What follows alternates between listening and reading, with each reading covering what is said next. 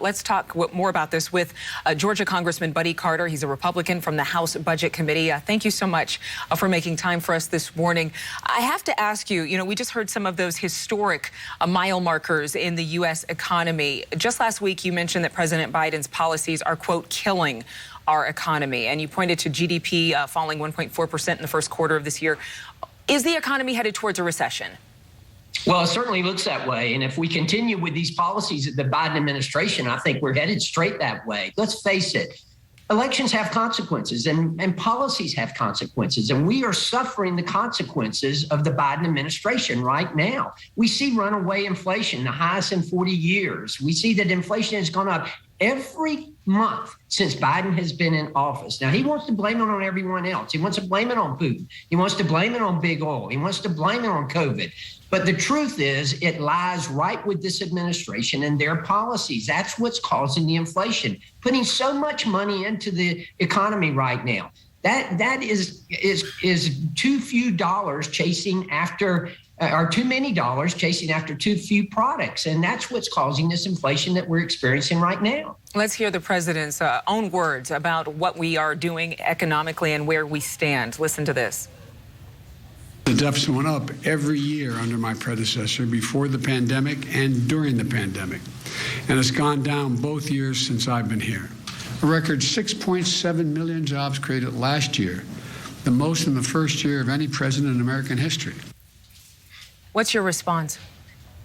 This is a play on figures here. I mean, this is where you just use the figures to work into whatever you want the situation to be. And that's exactly what he's doing. Of course, we're in the middle of a pandemic. Of course, we're going to have more jobs after the pandemic. That's what's going to happen. But again, these policies of this administration have led to this inflation. They've led to the situation that we find ourselves in. And yes, I believe we are on the road to recession right now unless we get this turned around and turned around quickly. I'm sure you have compassion for everyday entrepreneurs. You were a small business owner for over 30 years. What would you say that lawmakers need to do right now in terms of helping small business owners?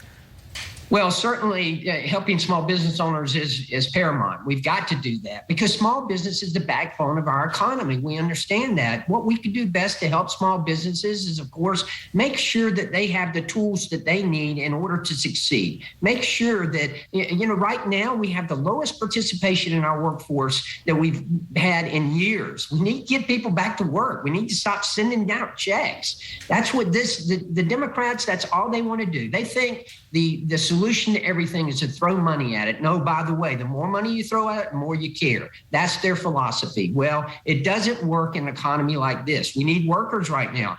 I've been visiting the district all week, and the one thing I hear is we just can't find any help. We can't find any help.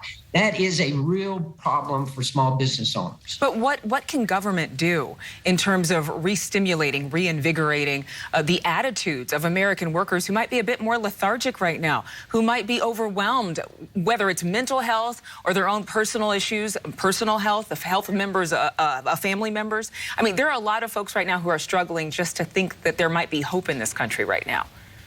And there is hope. Look, this is the greatest country ever. And there's always hope in America. We will continue to have hope. However, again, these policies of this administration, if they keep on sending money like they have, like they did the first of the year, this is ridiculous. We cannot be just pumping money into our economy. It's too much money chasing too few goods. It causes inflation, and inflation is nothing more than a tax. It's a tax on the working class and the middle class, the people who can least afford it. We have calls in our office all day long from people who say, I can't afford the gas to get to work, but I can't afford not to go to work. What am I going to do?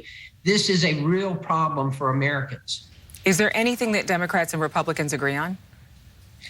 Well, certainly we agree that this is not the way that we want this country to be going right now. At least I hope the Democrats agree with us on that. We agree that we need to start back student loan payments. We agree that we need to get people back to work and stop sending out money and stop sending out checks to these people. That's what's the backbone of our economy, and that's what's going to get us out of this. Congressman Carter, thank you so much for being with us this morning.